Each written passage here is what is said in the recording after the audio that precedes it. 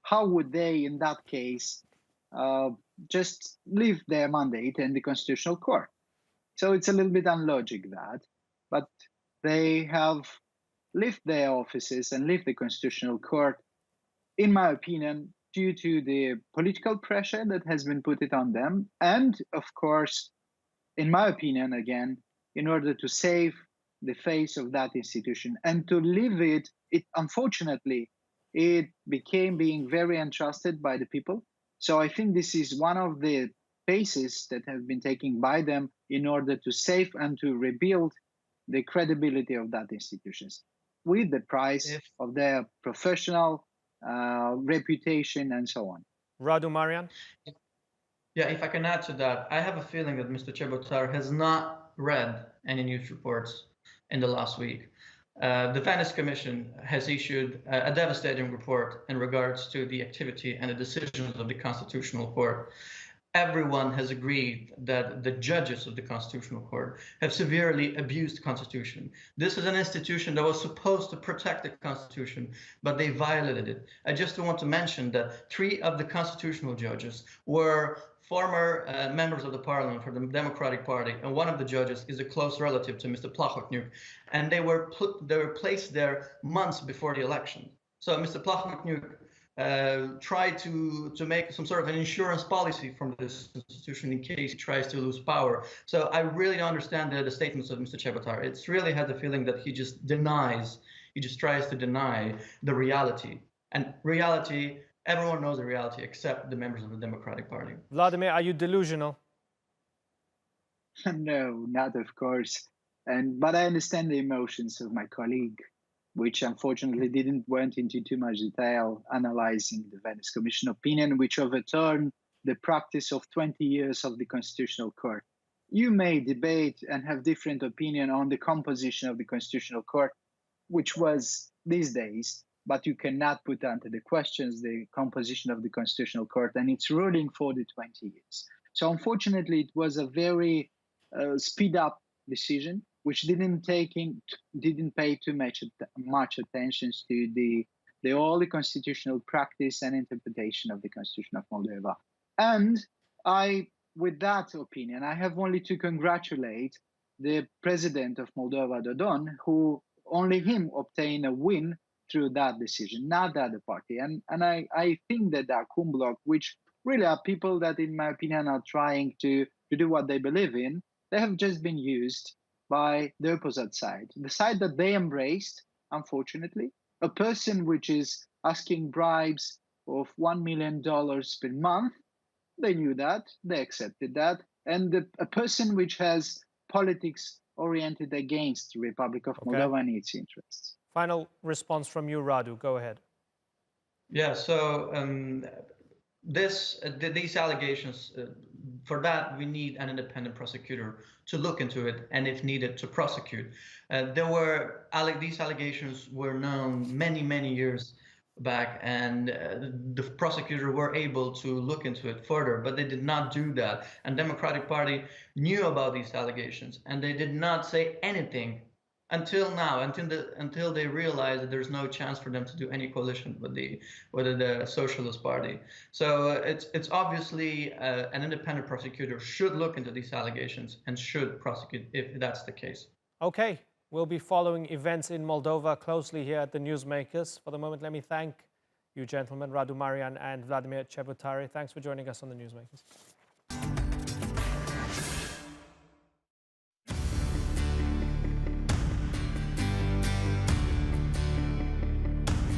There was a feeling, and I can't describe what it was, but it was of pure joy.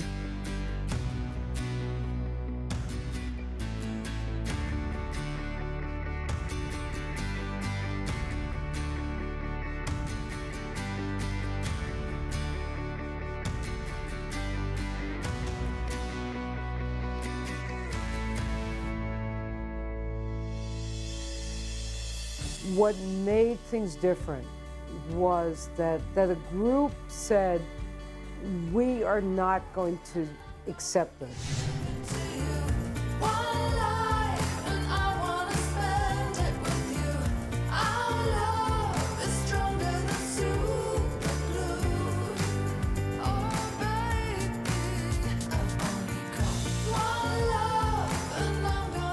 we still have to be as vigilant as ever or more. We have something, if we have to fight for our rights, we have rights to fight from. To me, Stonewall's a verb. It's an action word. It'll always be.